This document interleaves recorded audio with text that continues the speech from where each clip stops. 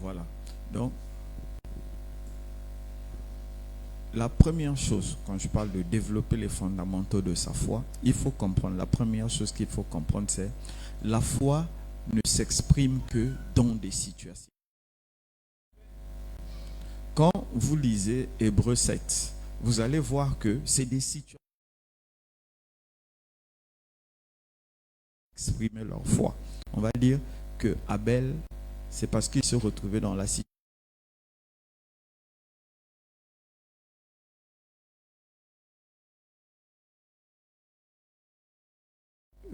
Abraham qui a offert Isaac. Donc vous allez voir que ta foi va s'exprimer dans les situations. Amen. Donc tout à l'heure, j'étais en train de rire avec quelqu'un qui est venu me voir et je disais que c'est absurde ce que moi je vois les gens faire. Tu vas aller voir un féticheur qui te vend un fétiche qui te dit qu'il t'enlève la malchance. C'est quoi la malchance? C'est que des mauvaises choses puissent t'arriver, non? Mais je dis, mais qui dans cette vie va vivre 20 ans, 30 ans, 50 ans, va dire que toute sa vie, il n'aura pas des mauvaises choses? C'est absurde. Mais comme les gens n'aiment pas trop réfléchir, c'est très absurde. Nous allons toujours rencontrer l'adversité, nous allons toujours rencontrer des situations bizarres. Ça fait partie de la vie. Maintenant, ce sont ces situations-là qui démontrent notre foi. Donc, rencontrer des événements de la vie, ce sont des opportunités de montrer sa foi. Ce sont les événements de la vie qui vont montrer ta foi. Parce que si tu n'as pas d'événements qui viennent à l'encontre, qui viennent contre toi, qui ne sont pas dans le même sens que toi, si tu ne les rencontres pas, comment tu vas savoir toi-même que tu as la foi? Amen. Donc c'est pourquoi Dieu dit à Abraham, offre-moi ton fils. Ça, c'est la partie qui montre qu'Abraham va montrer sa foi. Est-ce qu'il est attaché à Dieu ou est-ce qu'il n'est pas attaché à Dieu? Donc, vous devez comprendre ceci. Tous les événements malheureux, joyeux anniversaire, en tout cas, tous les événements malheureux, tous les événements contraires, sont des opportunités pour démontrer sa foi. Quoique il y a aussi des événements heureux qui nous... Oui, parce que la plupart d'entre vous, quand je regarde vos visages là, comme vous avez parlé de 100 millions, si je donne 100 millions tout de suite à quelqu'un, sa foi a changé. Voilà, ça va devenir une occasion de chute pour lui. Il va dire, vraiment, Daddy, avec son CV là, il me fatigue. Voilà, donc c'est ça. Donc les événements que nous rencontrons nous emmènent à extérioriser notre foi. Donc ne pensez pas que si vous avez échoué, si vous n'avez pas pu faire quelque chose, ou bien la chose que vous êtes en train de faire vous demande plus d'investissement que nécessaire, que vous êtes maudit. Non, c'est une occasion pour montrer ta foi. C'est une occasion pour montrer ta foi. Parce que ça permet d'abord, souvent, de montrer ta foi, mais aussi ça permet de faire grandir ta foi. Amen. Et quand ta foi est challengée, souvent, ça emmène aussi à une révélation. Pour certains, pas tout le monde, mais souvent, la plupart du temps, quand ta foi est réellement challengée, ça t'emmène à une révélation. Parce que c'est comme à l'école, à la fin, il y a, à la fin du trimestre, voilà, on vous fait une évaluation parce qu'on te prépare pour le next level. Voilà, donc c'est pareil avec la foi. À un moment donné, Dieu doit tester ta foi pour voir si tu es apte pour aller au prochain niveau. Amen. Donc je disais que la foi ne s'exprime que dans les situations. Donc ne pensez pas que vous êtes maudit. On ne peut pas penser qu'on est rejeté, qu'on n'a pas de valeur parce qu'on a les événements contraires. Non, au contraire, ce sont les temps d'apprendre. Ce sont les temps pour s'attacher. Parce qu'il y a des gens, pour la situation que tu as vécue, il y a des gens qui ont laissé Dieu. Ils sont allés chercher un fétiche. Ça veut dire que l'épreuve de leur foi, ils ont échoué. Amen. Amen. Donc, comprenez que vous allez avoir des moqueries, vous allez avoir des pressions, Tout ça là, c'est pour démontrer votre foi. Amen. La deuxième chose dont je vais parler, sont maintenant les fondamentaux de la foi. Je veux vous parler des fondamentaux de la foi. Nihad, tu peux nous lire le livre de Philippiens 3. On va parler des fondamentaux de la foi. Philippiens 3, 7, 11. Philippiens 3, 7, 11. Mais ces choses qui étaient pour moi des gains, je les ai regardées comme une perte à cause de Christ. Et même, je regarde toutes choses comme une perte à cause de l'excellence de la connaissance de Jésus-Christ, mon Seigneur, pour lequel j'ai renoncé à tout, et je les regarde comme de la boue, afin de gagner Christ, et d'être trouvé en lui, non avec ma justice, celle qui vient de la loi, mais avec celle qui s'obtient par la foi en Christ, la justice qui vient de Dieu par la foi, afin de connaître Christ et la puissance de sa résurrection, et la communion de ses souffrances, en devenant conforme à lui dans sa mort, pour parvenir, si je puis, à la résurrection d'entre les morts. Amen. Amen. Ok. Donc, la première chose, quand je vais parler des fondamentaux de la foi, c'est la foi a pour base la connaissance. En fait, quelqu'un ne peut pas dire qu'il a la foi sans connaître l'objet de sa foi. Amen. En fait,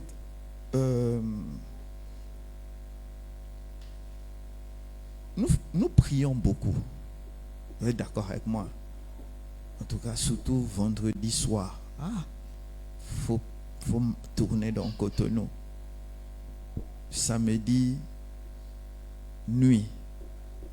Montagne de prière, Roseau. C'est dur. Les gens,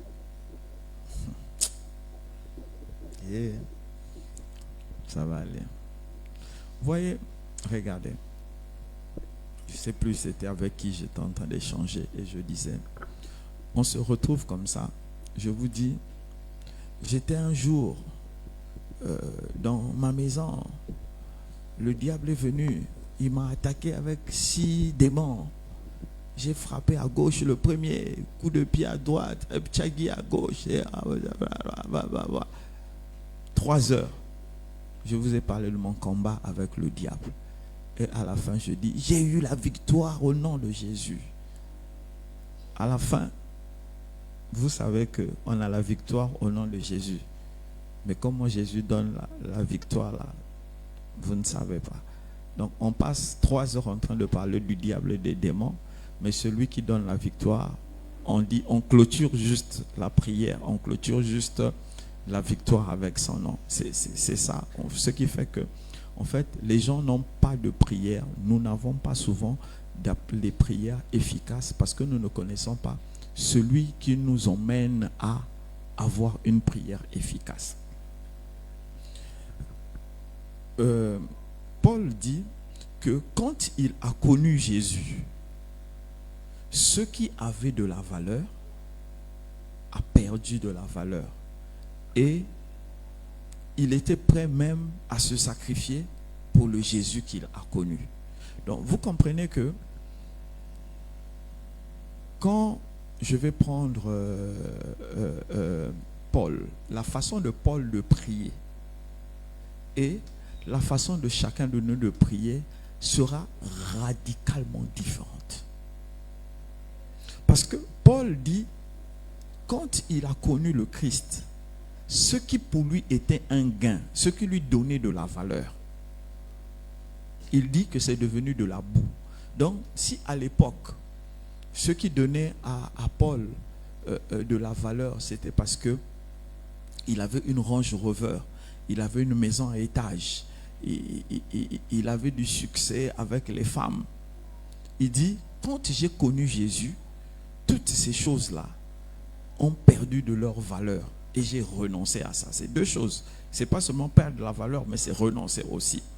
Donc, imaginez que quand Paul va prier, quand il commence à prier, il sait à qui il adresse ses prières. puisque le Christ que lui, il a rencontré, l'a tellement transformé que ce que les hommes donnaient de la valeur, lui, il dit, pour moi, ça n'a plus de valeur, je préfère Jésus. Une foi sans connaissance, je vais appeler ça comment? En fait, c'est un bateau qui est en train de faire naufrage. Parce que il est totalement impossible. En fait, tu ne peux pas être en communion avec quelqu'un que tu ne connais pas. Écoutez, quand vous lisez la Bible, on dit Abraham connut Sarah et il jure. Ainsi, hein, vous allez lire ça souvent. On dit connaître. La Bible préfère le mot connaître pour dire qu'ils ont été en intimité. Or, quand on est en intimité, peu importe, sauf les deux barbus ou bien deux qui ont des seins là. Donc, si on dit ça là, ils vont nous bloquer. Donc, on laisse. Mais on parle de ce qui est normal. Un homme avec une femme. Comme quelqu'un disait, parlons encore des hommes et des femmes pendant que c'est encore possible. Bientôt, sûrement, on va nous interdire d'avoir des relations hommes et femmes. Ce sera... Bon, bref. Donc, j'étais en train de dire que quand une femme, vous voyez une femme enceinte, qu'est-ce qui s'est passé? Elle a été en intimité avec un homme. C'est ça qui a produit le résultat. Ou je me trompe? Donc, si elle n'avait pas été en intimité avec un homme, elle n'aurait pas eu la grossesse que nous voyons. Donc, la grossesse est le résultat de l'intimité entre l'homme et la femme. Maintenant, l'exaucement de ta prière doit être le résultat de ton intimité avec Jésus. Maintenant, si tu ne le connais pas, ok, on va avancer. Ce qui se passe, ce qui est en train de se passer aujourd'hui, c'est ceci. Ce que les chrétiens font dans l'église, c'est ceci. Bon, même si j'ai pas trop chaud là, aérez-moi un peu quand même, mettez ça légèrement. Donc je disais, qu'est-ce qui se passe aujourd'hui? Ce que les chrétiens font. Je disais, comme nous sommes réunis là, oh, affile nous un petit. Toi là-bas, je vois, tu vas devenir riche dans 5 ans. Amen, gloire à Jésus. L'année prochaine, à la même saison, tu auras 52 enfants. Amen. Tu auras du boulot, amen. Je vois. Hier, tu étais dans une maison, c'était bleu. À l'extérieur, c'était jaune. À gauche, il y avait la télé. On dit amen. Tout ça, c'est dans l'église, non? Non, suivez-moi. Pardon, n'étouffe pas l'enfant. Hein? Tout ça, c'est dans l'église, non? On crie tous amen, gloire à Jésus. C'est ça, non? Vous êtes d'accord avec moi? Ok. Vous êtes d'accord avec moi, non? C'est dans l'église. Et eux aussi, ils peuvent dire qu'ils sont en train d'adorer. Ok. On parlait tout à l'heure de l'intimité. Pour que la femme soit enceinte, il faut qu'il y ait cette intimité. C'est vrai qu'il y a l'insémination artificielle, mais c'est exceptionnel. Donc, en temps normal, ce qui est naturel, c'est que l'homme connaisse la femme et la femme va tomber enceinte. C'est ça, non? Ce qui est normal. Maintenant, on va imaginer 2 hommes. Eux aussi, ils vont aller en intimité, non? Mais est-ce qu'un va sortir enceinte? C'est ce qui se passe dans l'église.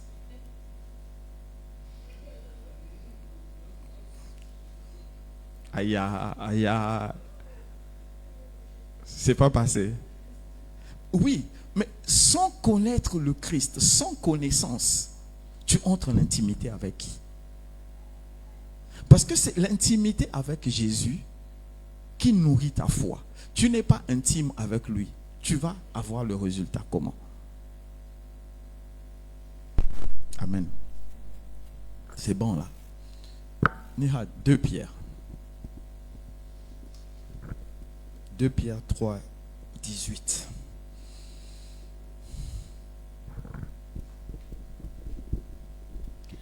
mais croissez dans la grâce et dans la connaissance de notre Seigneur et Sauveur Jésus-Christ.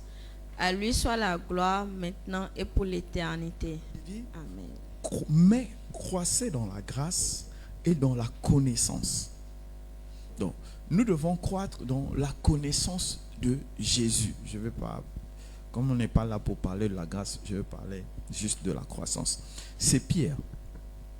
Pierre qui a été avec Jésus. Le fait que Pierre, écoutez-moi, le fait que Pierre a été en intimité avec Jésus, le Jésus terrestre, et quand Jésus est parti, Jésus a dit que Pierre va devenir, il a dit à Pierre, quand tu seras affermi, quand tu seras solide, quand tu seras converti, quand tu entreras vraiment dans mon intimité, dans ma révélation spirituelle, entraîne les autres dans cette révélation. C'est ce que Jésus lui avait dit. Il dit, quand tu seras converti, Pierre, le diable t'a réclamé pour te cribler comme le froment. Quand tu seras, donc, en tout cas, cherchez dans vos Bibles. Donc, je disais que c'est ce Pierre-là. Pierre dit que nous devons croître dans la connaissance de Christ. Pierre n'avait pas, en fait, en temps normal, besoin de nous dire ça, puisque lui, il vivait ça. Il dit, l'ombre de Pierre guérissait les malades. Pourquoi l'ombre de Pierre pouvait guérir un malade? Mais c'est la puissance de l'intimité de Pierre avec le Christ qui produisait ce résultat. Amen. Donc, si nous ne croissons pas dans la connaissance du Christ, la base de notre foi est déjà faussée. Regardez, la plupart d'entre nous, nous prions comme ça. Seigneur, tu as dit. Je vais vous dire quelque chose qui m'a fait beaucoup rire tout à l'heure. Pendant que j'étais sous perfusion, je suivais, comme l'habitude, quoi. Je suivais un truc, je vais vous dire ça tout à l'heure. Je disais, la plupart d'entre nous, nous prions comme ça. Seigneur, tu ne vois pas mes souffrances. Mes amis ont réussi. Moi, je suis encore là. Attends, tu sais il y a combien de personnes qui souffrent dans le monde, à part toi? Tu sais ça? Dieu ne s'engage pas envers les gens parce que les gens souffrent. Je suis désolé, je ne connais pas. Je sais que c'est l'évangile de la pitié. Parce qu'ils ont créé plusieurs évangiles. Prospérité sociale, évangile de la pitié. Mais ça n'a pas de fondation biblique. Ce n'est pas parce que Bartimée a crié Jésus, fils de David et tout ça. Mais attendez, lisez bien. Le gars a fait une adoration. Si nous avons des problèmes à obéir, c'est parce que notre foi a des trous. C'est comme les beurres là, les grands beurres là, les grands beurres là, avec les trous dedans là. C'est souvent des sacs. Sinon, cherchez, mettez camembert par exemple. Vous allez regarder, à l'origine, il y a des gros trous au milieu. Voilà, c'est notre foi est comme ça. Il y a des trous, des trous, des trous, des trous. C'est pourquoi nous avons des problèmes à obéir. Et la dernière chose, c'est que la foi nous transforme. Amen. Une foi qui ne t'a pas transformé, ce n'est pas encore la foi. En tout cas, si ta foi ne t'a pas transformé, laisse tomber mon frère. La foi doit te transformer. Écoutez. Et le renoncement, la confiance, l'obéissance, la transformation, c'est ça l'adoration. Ça veut dire que tu ne t'appartiens plus à toi-même, mais tu lui appartiens. Parce que si tu renonces à ce que toi tu étais, pour devenir ce que lui veut que tu sois, ça veut dire que tu lui appartiens. Si tu dis, je te fais confiance, je ferme les yeux, comme je disais, la foi est une marche aveugle en suivant la parole de Dieu. C'est pourquoi Pierre pouvait dire à Jésus, je veux te suivre sur l'eau. Dis un mot, et moi aussi je veux venir sur l'eau avec toi. C'est dans Matthieu 14. Donc, Jésus marchait sur l'eau et quand ils ont vu, ils ont crié tout ça. Après, quand Jésus a dit, n'ayez pas peur, c'est moi. Pierre dit à Jésus, ordonne que je vienne sur l'eau. Amen. Mais est-ce que une phrase peut rendre l'eau solide pour qu'on marche dessus? Je ne sais pas si vous voyez la folie. Ou bien c'est pas ça. Nina, prends-nous ça. Matthieu 14. 28, 27, 28, je crois. Ça fait mais je crois que c'est ça. Jésus leur dit aussitôt, rassurez-vous, c'est moi, n'ayez pas peur. Pierre lui répondit, Seigneur, si c'est toi, ordonne que j'aille vers toi sur les eaux. Amen.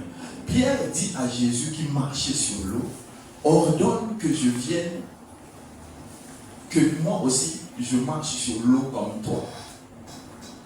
Quelle est cette parole qu'on va donner qui va faire que l'eau qui est liquide va devenir solide et on va marcher dessus? C'est même pas qu'on dit que c'est en hiver que l'eau est devenue la glace. Mais il dit ordonne.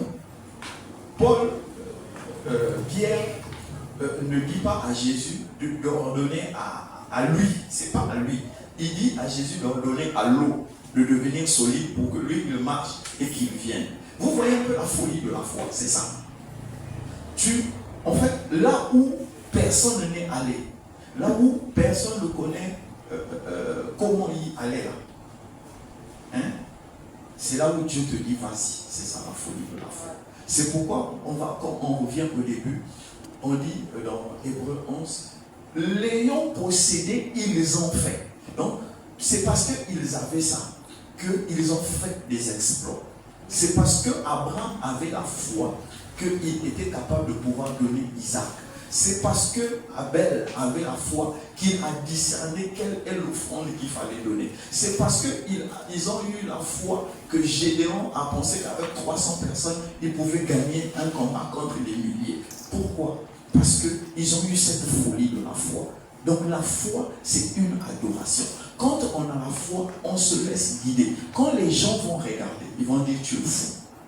Mais toi, tu sais que tu n'es pas fou parce que tu avances suivant une connaissance. Mais pour que tu aies cette connaissance, il faut d'abord que tu puisses la chercher. Et à la fin, on te dit, tout ça là, c'est devenu trop compliqué. Cherche Jésus. Jésus remplira ta foi. Amen. C'est aussi simple que ça. 56 escaliers de la foi triomphante. Les ailes angéliques de la foi. Oui. On doit écrire des livres. Nous, il faut qu'on mange, non? Il faut qu'on mange. Comprenez-nous. Il faut qu'on mange. Moi-même, j'écris des livres. Là. Je suis en train d'en écrire encore un. Il faut qu'on mange, comprenez? Ça, c'est pour manger. Mais dans la vérité, là, écoutez, dans la vérité, on peut fermer, comment on appelle? On peut fermer la Bible maintenant et chacun va rentrer. Vous n'allez pas échouer. Si votre foi est alimentée par Jésus. C'est vrai, il a dit, dans Ephésiens 4, je vous l'ai dit tout à l'heure, il a dit qu'il avait des pasteurs, des évangélistes, des docteurs, c'est pour l'édification des saints. Mais il y a des environnements où on se retrouve, il n'y a pas le pasteur. Mais ta foi doit survivre. Il n'y a pas de père spirituel. Ta foi doit survivre. Donc vous devez comprendre juste ceci, que le plus grand fondamental, la base que tu vas pouvoir développer, c'est avoir Jésus, croire dans la connaissance de Jésus. Alors, on va finir avec ça. Lis-nous Hébreux 12. Hébreux 12.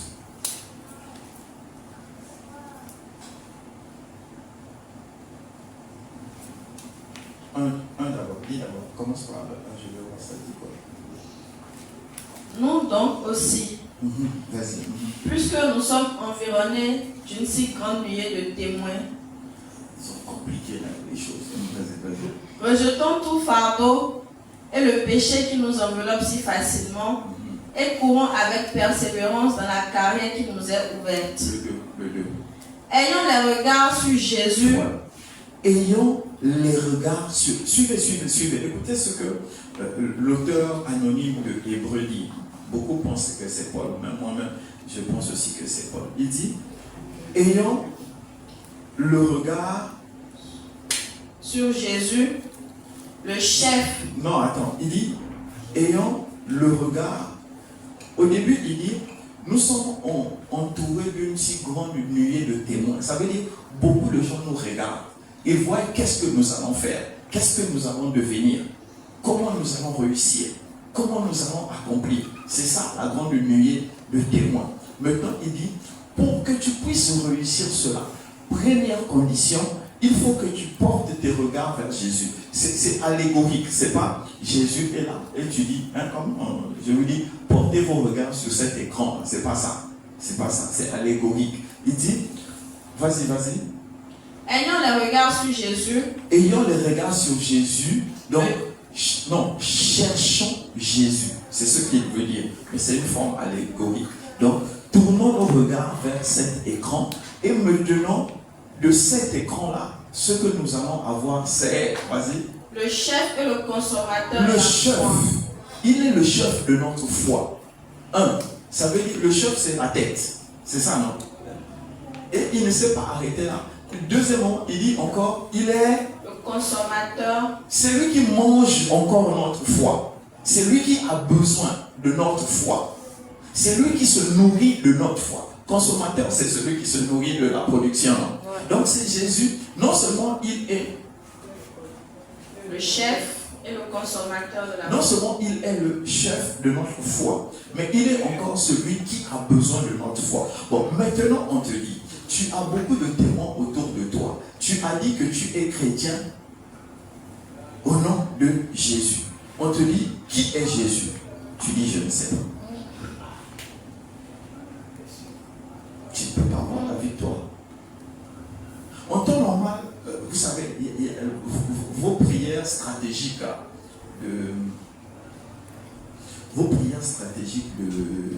de 5 heures du matin, comme ça disant, il y a des heures où il faut prier pour réussir. 5h45. Quand tu pries à 5h45, à 2h38, ou à midi. C'est ça, non, 12 secondes, 12 tierces. Voilà, vos âneries. Ça, c'est des âneries. Même quand je vois les gens qui font les semblants de dire on est spirituel, il y a des heures où les étoiles sont alignées. C'est des arnaques. C'est des arnaques. Toute prière répond à un principe. Toute prière dans le monde. Allez chercher le plus grand magicien que vous connaissez. Vous lui posez cette question. Il dit, mais la prière répond à quoi? Il va, si il est véridique, il va te dire, toute prière répond à un principe. Que tu puisses prier Zapata, c'est ça, non? Que tu puisses prier Dan, que tu puisses prier Jésus, ça répond à un principe. Et le principe chez nous, c'est connaître Jésus.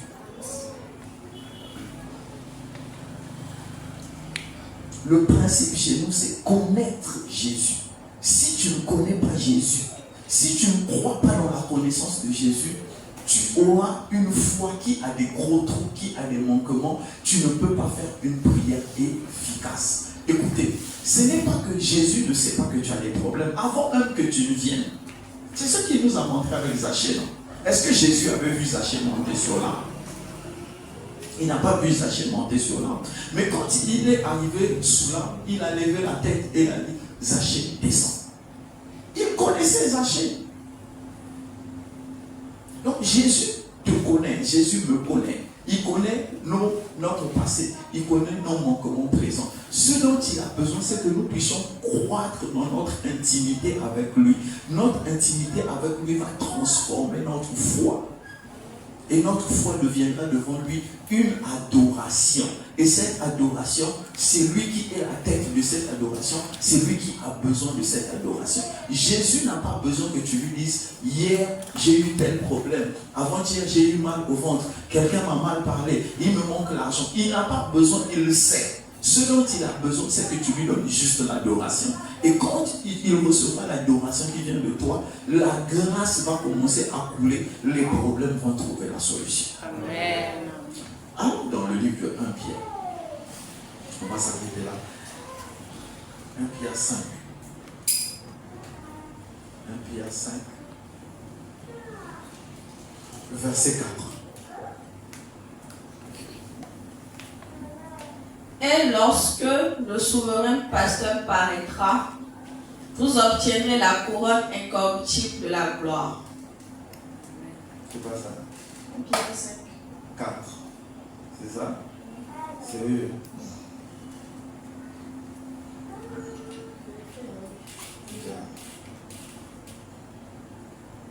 Bon, comprenez, c'est la perfusion. Ça, c'est 1 Pierre. Prends un jaune. On va vérifier. Si c'est pas ça, on va chercher. On va 1 Timothée. Prends un jaune. 1 Jean 5. Oui. Parce que tout ce qui est né de Voilà. Pourquoi tu n'es pas rentré dans mon pensée? Voilà les prophètes du Nouveau Testament. Voilà. Parce que tout ce qui est né de Dieu triomphe du monde. Et la victoire qui triomphe du monde, c'est notre foi. J'aime cette version, c'est bizarre, je ne l'avais pas lu. J'ai une version, je ne sais même pas c'est quelle Bible sur ma table. Il dit, qui est celui qui a triomphé du monde, sinon celui qui croit que Jésus est le Fils de Dieu? J'aime cette version. Wow, une bonne version. Je l'ai sur la tablette. Il dit, qui est celui qui a triomphé du monde? C'est ce que la sœur Miracle vient de lire sur le même verset. Sinon celui qui croit que Jésus est le Fils de Dieu. Donc ici, il est en train de dire, reprends-nous ta version Miracle. Tu as perdu? Non, j'avais changé. Toi, si tu allais changer les versions. Bon, on dit, cherchez beaucoup de Bibles. Parce que tout ce qui est né de Dieu, tout ce qui est né de Dieu. Donc nous, naître de Dieu, c'est être mis à part par Dieu. Donc nous avons été mis à part par Dieu. Vas-y. triomphe du monde. Donc si tu as été mis à part par Dieu, ça veut dire que ta finalité là, c'est que tu vas dépasser tout ce qui peut te briser dans le monde. C'est pas que tu vas être président de la République, c'est pas que tu vas être l'homme le plus riche du monde, mais ce que tu vas être là va dépasser ce qui peut briser le monde. Il y a des choses, il y a des soucis, il y a des attaques qui font que les gens sont en train de se suicider. Il y a des attaques qui font que les gens ont des accidents, ils meurent. Toutes ces choses-là ne pourront pas t'atteindre. Pourquoi? Parce que Dieu t'a mis à part. La suite.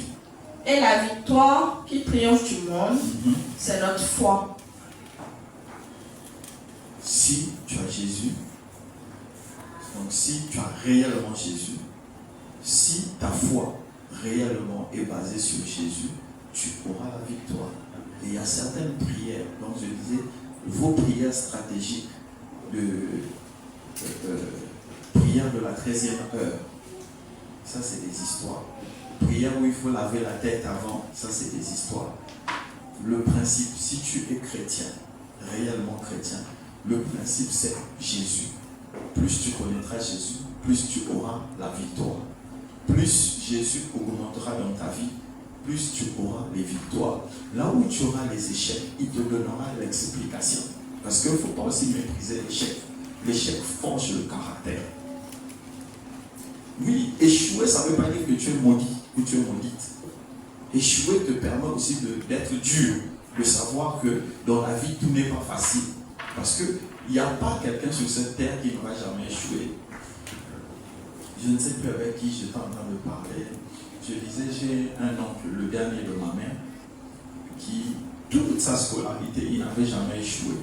Et c'est quand il est arrivé en France, en 5e année de médecine, il a échoué. Toute sa vie, il n'avait jamais échoué. Et c'était comme c'était le dernier aussi. On ne le grondait pas, on le laissait faire ce qu'il voulait, comme il était intelligent. Et en 5e année, quand il a échoué, c'est là il a échoué, c'est là aussi il a arrêté les études. Donc, le gars qui était parti pour devenir un docteur en santé publique s'est arrêté au DEA à cause d'un seul échec. Donc, si dans son parcours il avait échoué plusieurs fois, il aurait compris qu'on se lève de l'échec et on avance. Donc, même l'échec, il y a des échecs, c'est vrai que ça fait très mal, mais ça forge aussi le caractère. Donc, nous aurons des victoires, mais nos victoires dépendent de notre connaissance de Jésus. Amen. Amen. Que Dieu vous bénisse.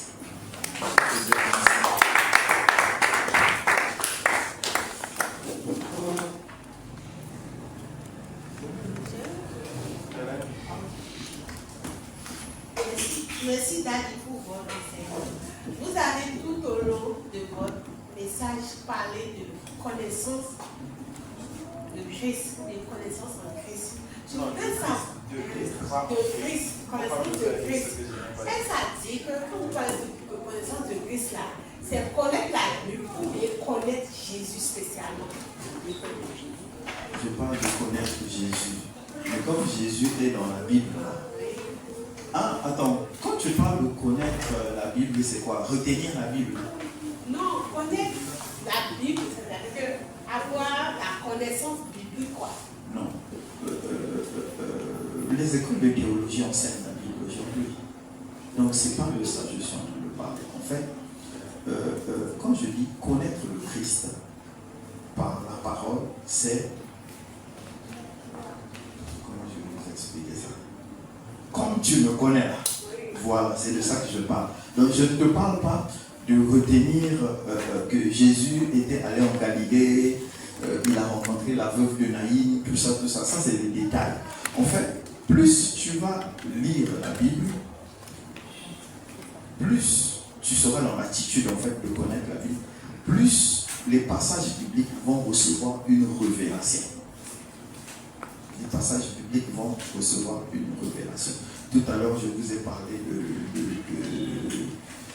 de Bartimée. Toi, tu ne savais pas que Bartimée avait fait à cet instant une adoration. Dis-moi. Voilà. Donc, pourquoi je suis capable de te dire cela? C'est parce que c'est une révélation que je reçois. Donc, plus, en fait, je suis en train de rentrer dans la Bible, plus je reçois une révélation non seulement de la parole de Dieu, mais je reçois la révélation de Jésus. Écoutez, la plus grande puissance que nous puissions avoir, c'est la Bible. Pourquoi? La Bible est la parole de Dieu et la parole de Dieu est vivante. Elle est vivante. Donc, plus tu prendras du temps pour méditer la parole de Dieu, plus la parole de Dieu, comme on va dire mystiquement, pour vous faire un peu trop compliqué, quoi, style on dirait mystiquement, ce dont tu as besoin, tu vas acquérir ça. C'est sans effort. Mais c'est juste que tu prennes ce temps-là. Plus tu prendras le temps de lire la Bible, plus même la qualité, ta façon de prier va changer. Parce que la connaissance que tu vas acquérir en lisant la Bible va commencer à orienter ta prière.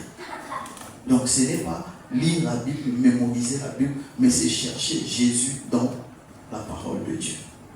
Maintenant, on avait dit le passé que lire la Bible ou bien passer son temps à lire la Bible ne rend pas riche. Or, vous avez dit ça?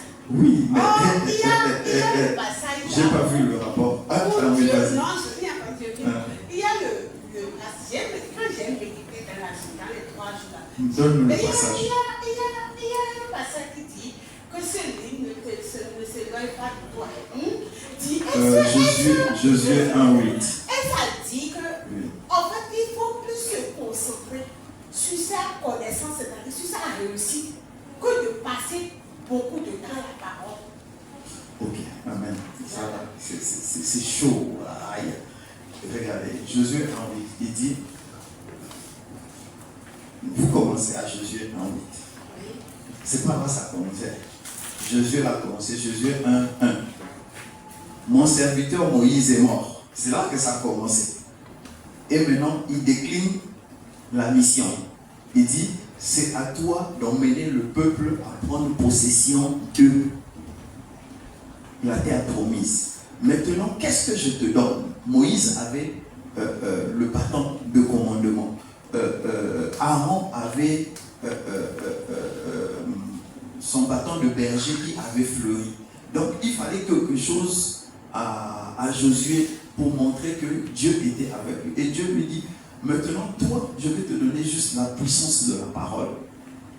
Donc, Josué avait la puissance de la parole. C'est pourquoi, pendant la bagarre, il dit, soleil, arrête-toi, lune, arrête-toi. Donc, ça, c'était pour Josué. Maintenant, dans toute la Bible, sauf Flore, même si tu n'as pas lu toute la Bible, il y a des gens qui ont lu toute la Bible ici.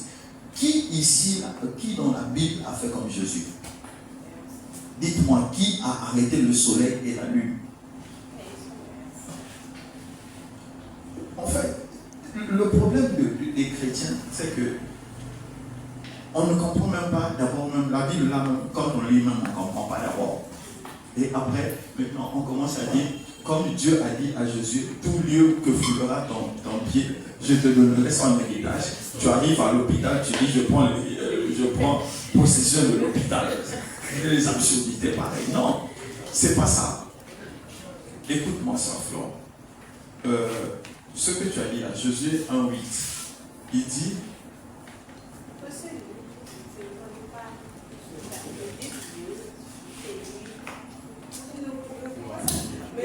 afin que tu prospères.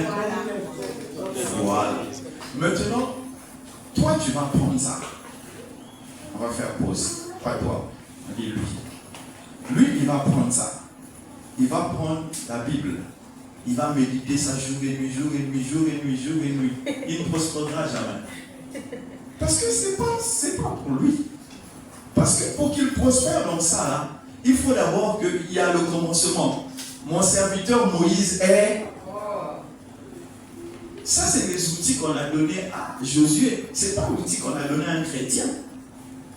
On a donné à Josué, c'est l'outil. En fait, l'Ancien Testament nous montre que Dieu agit avec des hommes depuis longtemps. Ce n'est pas qu'il nous a dit de copier. Maintenant, quand tu vas avancer, plus tu connaîtras Jésus, il y aura maintenant ce qu'on appelle la révélation.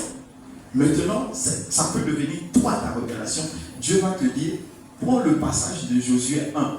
Ça devient la fondation de ta vie. C'est ta révélation.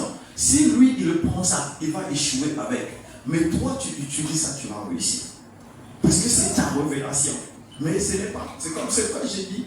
Je n'étais pas là au début, j'ai dit que vous avez compliqué la Bible. Oh non, quand un prophète te donne un passage, tu dois aller chercher la Bible. Ça, c'est des histoires. Si Dieu dit, moi je vous ai dit, Dieu m'a donné le psaume 89 ici. Je ne vous ai jamais caché ça. Mais si je me levais moi-même, je prenais le psaume 89, je vais échouer. Je vais dire, comme c'est écrit, je trouve que ça me correspond. Non, ça ne correspond pas. C'est pas comme ça. C'est selon le plan de Dieu qu'une révélation doit te correspondre.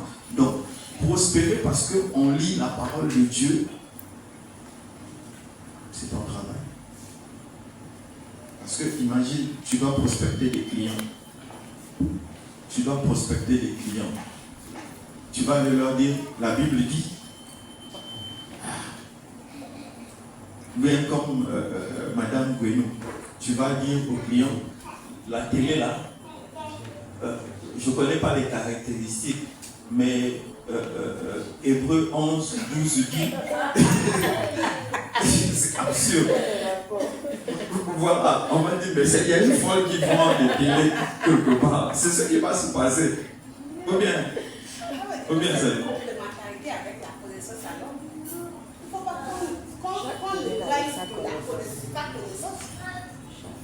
Faut pas. Il ne faudrait pas alors qu'on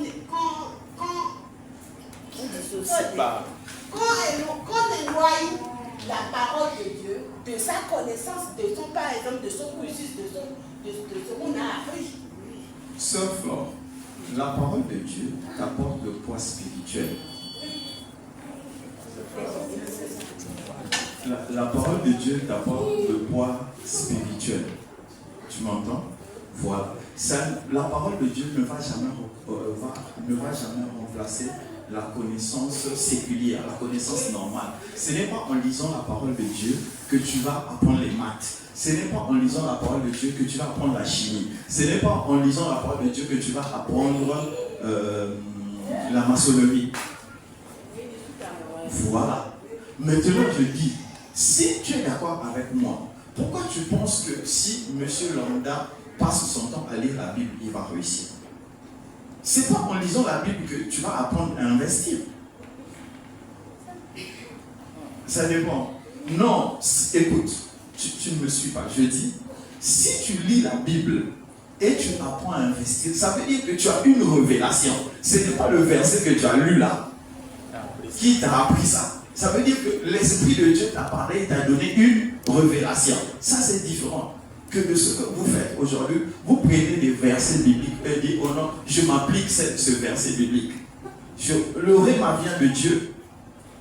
Rendre un verset biblique vivant, ça vient de Dieu, ça ne vient pas, ce n'est pas un homme qui prend, c'est ce que je vous dis, non, vous dites que Jésus, le Seigneur a dit à Josué, tout lieu que foulera ton pied, je te donne mon héritage. Et toi, si tu vas quelque part, par exemple, souvent, j'ai vu ça avec les gens qui vont demander du boulot. Ils viennent dans l'entreprise, ils mettent les pieds, ils disent, je prends l'entreprise pour l'héritage. À la fin, on te chasse parce que tu es nul.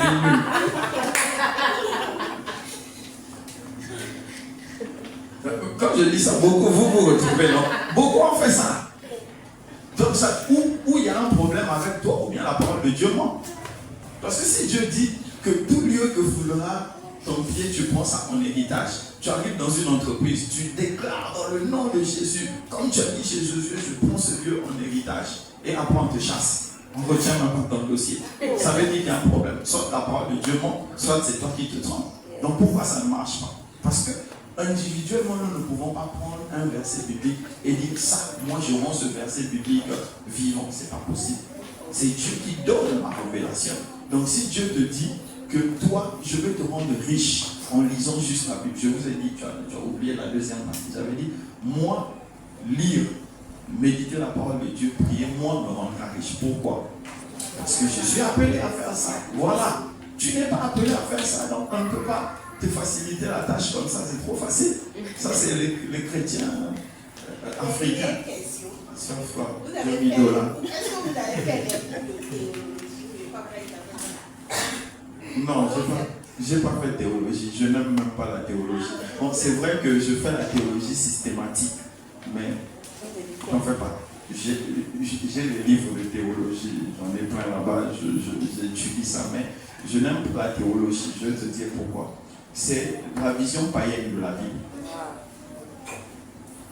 Si, même les magiciens vont dans les écoles de théologie pour comprendre. C'est une vision comment on dit ça? C'est une vision de la Bible, c'est tout. Donc il vous donne des orientations sur un certain nombre du contenu de la Bible. Moi je ne vois pas en quoi c'est pertinent. Je dis aux gens d'aller dans les écoles bibliques parce que dans la pensée, la traduction de la Bible, il y a la pensée des pères. Donc tous ceux qui veulent devenir pasteurs, je leur conseillerais d'aller dans les écoles bibliques. C'est important pour ne pas dire aux gens les âneries que je disais tout à l'heure. C'est pourquoi il faut aller dans les écoles bibliques. Dans les écoles de théologie, c'est optionnel. Il y a une différence entre l'école de théologie. Oui, beaucoup. Les théologiens, c'est des athées qui veulent expliquer aux croyants la Bible. C'est bon, c'est fini, non? Il y a plus de questions. Pardon, appelez-moi. Amen. Amen.